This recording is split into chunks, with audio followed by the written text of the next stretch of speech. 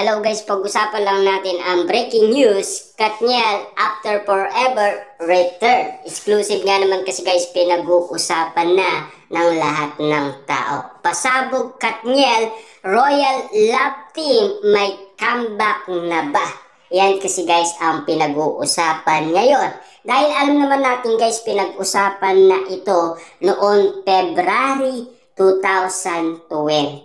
Kaso nga lang kasi guys, nagkaroon tayo ng pandemic at lockdown. Kaya nga naman guys, hindi na isagawa ang after forever. Sayang nga naman kasi guys, 'di ba?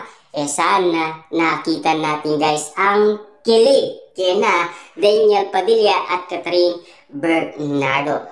Kaso nga lang guys, saktong-sakto ang pandemic. Kaya nga naman guys, hindi natuloy ang nasabing movie na after forever. Na ngayon guys, pinag-uusapan ang Katniel dahil ayon umano guys sa mga netizens at mga sausawerang kapitbahay, nagmumulto na daw ang Katniel sa isa't isa dahil parang nagpaparamdam na sila sa isa't isa. Ibig sabihin nito guys, kahit ang ABS-CBN hindi nila matukoy kung ano ang ibig sabihin yan. Hindi lang natin alam guys kung pinag-aandaan ba ito or kung meron nga ba talagang meaning itong mga nakikita natin at napapansin natin na pinag-uusapan ngayon sa social media.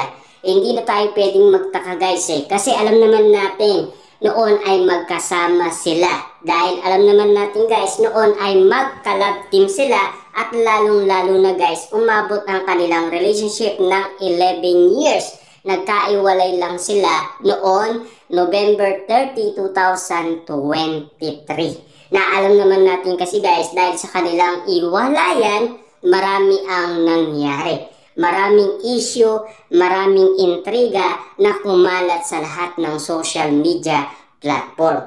Marami man guys ang nadawit, marami man guys ang umiyak, at least naiintindihan na natin na talagang babalik at babalik pa rin guys ang Katniel sa isa't isa. Yan kasi ang mga napapansin natin at yan din kasi guys ang nakikita natin na pinag-uusapan ngayon sa social media. Dahil alam naman natin guys no, kung merong ibig sabihin yan, alam naman natin guys, yan ang pinakaunang gagawin nila para nga naman kasi guys mapansin na ng maraming tao kung ano ang inihahanda ng Katniel sa kanilang pagbabalik. Na alam naman natin kasi guys, meron silang nakaabang na movie na after forever na sana ay nagawa na yan guys kung sakasakaling hindi lang sana sila nagkaiwalay. Siyempre guys, matagal na nating inintay yan at kaabang-abang na sana yan. Kaso nga lang kasi guys, di ba? Iwalay na sila. At hindi lang nating alam dahil sa kontrata kasi guys ni Catherine Bernardo, ayaw niya umano guys makasama si Daniel Padilla. Pero ngayon guys, pinag-uusapan kung kaya ba baguhin ang kontrata ni Catherine Bernardo para makasama niya si Daniel Padilla. Na alam naman natin kasi guys, lahat ng mga bagay na pangyayari ngayon na pinag-uusapan, parang may connect lahat ito. Kasi may pasabog guys ang ABS-CBN sa throwback ng kanilang movie na pinapalabas ngayon guys at nakikita natin ngayon. At lalong-lalo na guys, no, nagpaparamdam na rin kasi sina Catherine Bernardo at Daniel Padilla sa isa't isa.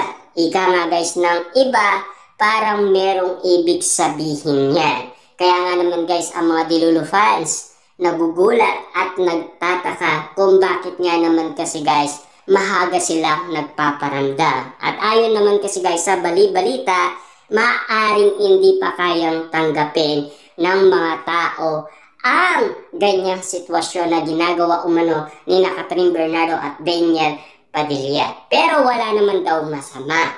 Pero ang masama lang dyan, baka hindi kaagad maging patok sa maraming tao. Siyempre alam naman natin guys, sabik na rin ang mga tao. Siyempre alam kasi guys ng balita, more than 1 year pa lang ang lumipas. Hindi katulad kasi guys sa Katden, more than 5 years ang nangyari. Kung patatagalin pa sana guys ng ilang pang mga taon, ibig sabihin lang nito guys, sabik na ang maraming tao. Yan kasi guys ang ibig sabihin ng bali-balita patungkol umano guys sa sinasabi nila. Parang Katden lang. Kumbaga guys, kinukumpara sa Katden para at least masabik ng masabik ang maraming tao at parang abangers lahat ng tao. Na alam naman natin kasi guys, masaya na ang pamilyang Bernardo at masaya na rin guys ang pamilya ni Carla Estrada. Kasi kitang-kita naman natin guys, no?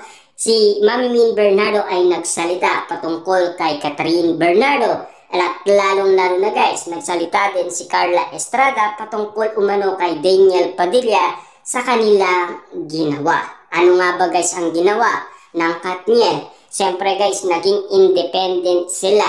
Di na kaya guys pigilan ng pamilya Bernardo, si Catherine Bernardo, at hindi na rin kayang pigilan si Daniel Padilla ng kanyang nanay na si Carla Estrada. Siyempre alam naman natin guys, lahat ng bawat pangyayari sa social media na pinag-uusapan, dapat nating malaman kung ano ang mga survey ng lahat ng tao, kasama na guys ang bali-balita. Kung ano ang reaction nila patungkol umano guys sa pagpaparandam ni Catherine Bernardo at Daniel Padilla. At lalong-lalo na guys kung bakit nagsalita si Mami Min Bernardo at Carla Estrada. At kung bakit nga naman kasi guys, ganito ang sitwasyon na nangyayari umano sa lahat ng social media platform. At kung bakit ngayon guys, makikita ninyo sa lahat ng social media ang mga larawan ni Daniel Padilla at Catherine Bernardo ang kanilang throwback. Kaya nagugulat umano guys